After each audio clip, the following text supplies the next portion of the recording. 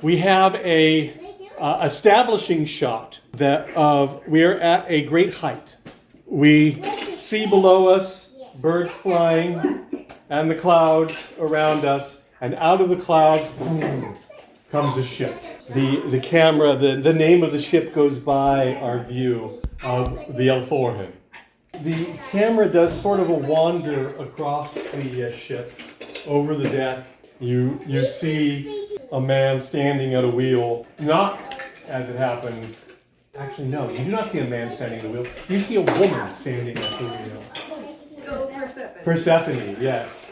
The wheel, by the way, of this vessel is different from a ship's wheel. It does have that, but it actually has forward and backward action as well. Altitude.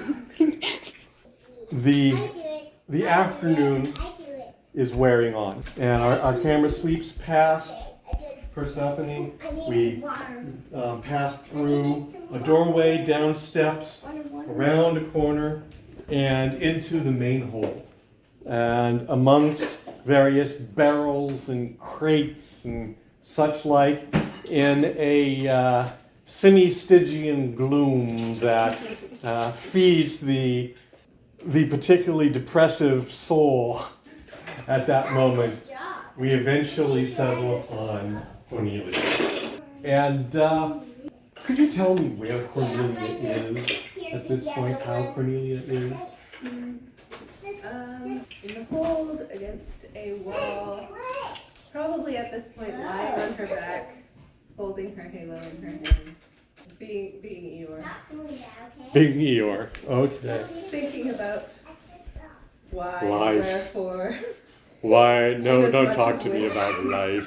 I don't seem to have felt it all how for a long time. And in the midst of this, you suddenly realize that there is someone approaching you. They've gotten much closer. You didn't hear them come in the door because your mind was far, far away on sad topics. Wherefore, why, and wherefore. But the figure comes near at hand to you, and she speaks. She's holding a tray, and on it is a cup of tea and biscuit, because apparently we're British. There's a little thing of butter, and she sets it down beside you and says, "I don't think you've eaten since getting on board."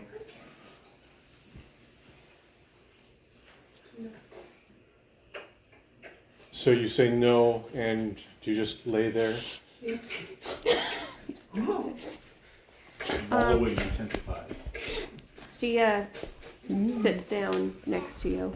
Fine. She's not facing you. She's basically just facing the same wall that you're staring at. I've only ever seen you from a distance before. My name is Aaliyah. She sits up. You wouldn't know me, but I do know you. And it seems that I have found you on the worst day of your life. Does that about sum it up?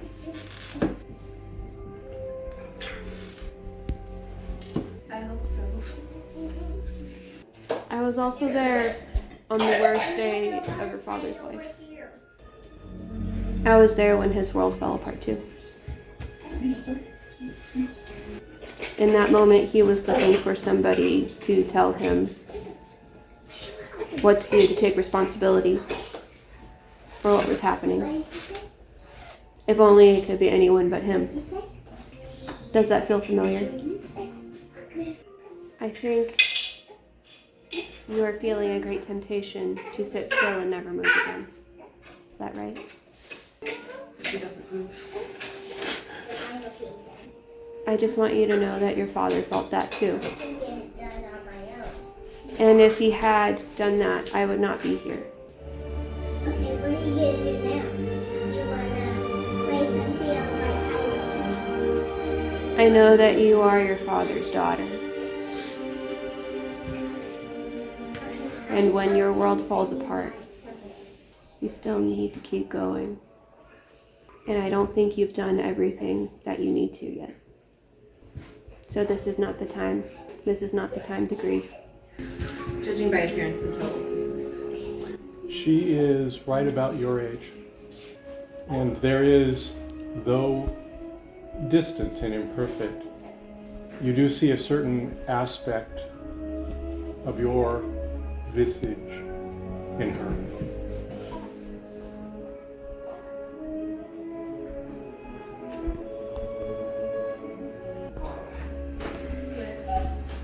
I would start with eating that biscuit. We're going into enemy territory. And right now you're the only one with direct means to make contact with the people we're trying to help. And my understanding is these people are very dear to you.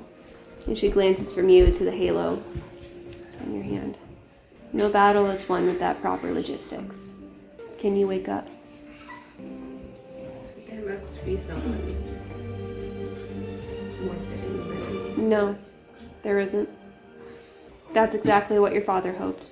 And in that moment, he was the one who had to fulfill the task. It's no different with you. If he could do it, so can you. The people we're trying to help know you. You have the means to contact them. And you also, in this moment, have the time. And we do not know if that will be the case later on. Also, events are happening very quickly. We need to be able to follow their changes in plan and make allowances on our side. That will require detailed communication. You know these people. You know how to attain them. And that biscuit is not going to sit well in your stomach, so you should drink the tea as well. Yes, ma'am. And it is made exactly the way you prefer it. Where have you been hiding? Oh, I don't hide. I work for the princess. I have since I was a very little girl, when I had nowhere else to go. Is there anything else I can get you?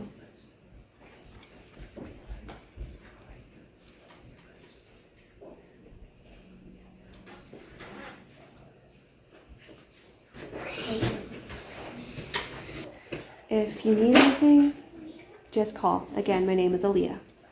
And she takes the empty tray.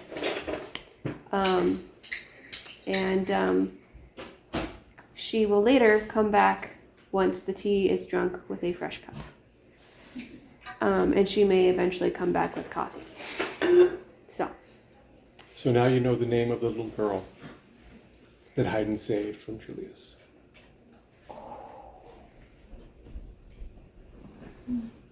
Oh, okay. And the only place that he could put her to take care of her and hide her but not draw attention to her was as the play friend and maid-in-waiting to a little girl that had just become a princess. Tiberius's daughter. So, I guess you've got... Guess I've got some calls to make. and Good luck. You would need both, sister. We need you to role play.